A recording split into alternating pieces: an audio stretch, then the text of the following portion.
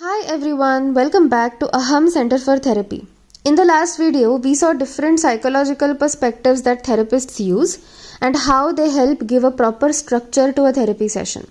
Now, in today's video, we are actually going to time travel a little bit. We are going to go back to the history of psychology. We are going to take the journey from old beliefs to modern insights. And this video is also going to be a studious one. So all the students and psychology enthusiasts, grab your books and notes and let us dive into some psychology study terms.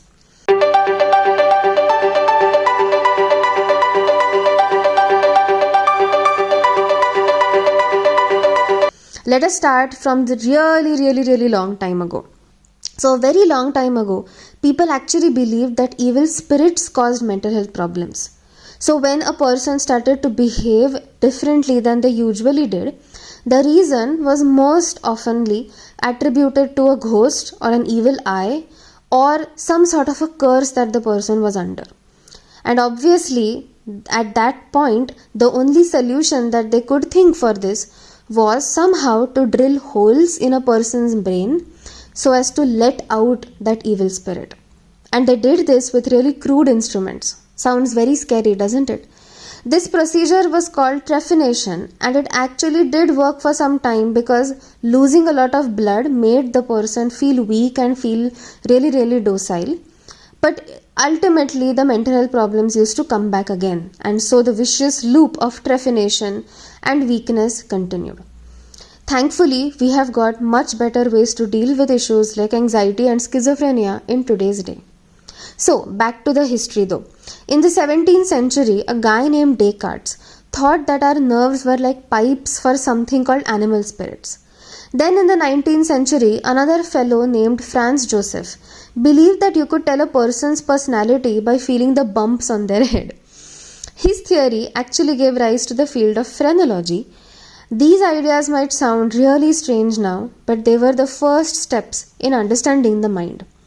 People in those times, with their limited capacities and their limited tools, were just trying to attach different meanings to all the things that we know today to be true.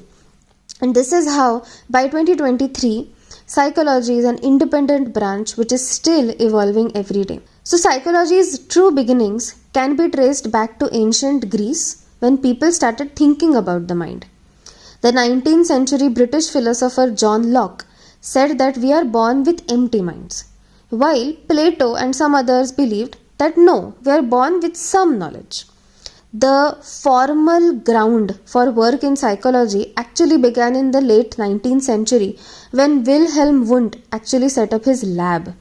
And that was a very bold move, don't you think? So he actually aimed to study the building blocks of mind in a scientific way. Now you might be wondering, if there is no organ in our body called mind, so we all have a brain, but nobody really knows where a mind is, how can we actually study it? And this is the precise challenge of our field. Wundt considered psychology to be a conscious experience. So what he did was he actually gave a theoretical understanding of it, which he called structuralism. This might get a bit theoretical, so make sure to pause the video and make notes about this that you can revisit later. So, structuralism focused on uncovering the fundamental mental components of perception, consciousness, thinking, emotions, and all other kinds of mental states and activities. Wundt used a method called introspection, where people would describe what they were experiencing in great detail. But as time went on, some psychologists weren't satisfied with just looking at the mind's parts. And this is where functionalism came into play. So functionalism concentrates on what the mind does and how and what it is capable of doing. So in functionalism, a major question that was asked was how behavior plays an important role and allows people to adapt and adjust to their environment. After functionalism, another important reaction that came to structuralism was the development of Gestalt psychology in the early 1900s. Now this term is a really important one, so make sure that you jot it down so that you can revisit it later as well. So Gestalt psychology actually emphasizes on how we perceive our environment. It was proposed by two German scientists named Hermann Ebbinghaus and Max Wertheimer. They proposed that the whole is different from the sum of its parts. Now, what could this mean? Could you pause the video and try to think about what this definition actually means? Alright, welcome back. If you pause the video to understand what it means, excellent. And if not, keep watching. So, the whole is greater than the sum of its parts actually means that our perception or understanding of objects is greater and much more meaningful than just the individual elements that make up that object. So, it basically says that our brains have a tendency to organize different things that we see in our life into meaningful patterns. Imagine you are looking at a picture of a friend's face. Now, when you see this face, you don't immediately break it down to the individual features, right? That very rarely happens. Instead, you perceive the entire face as a unified and recognizable whole. And that's how you say that, hey, this is my best friend. And now this is the essence of Gestalt psychology.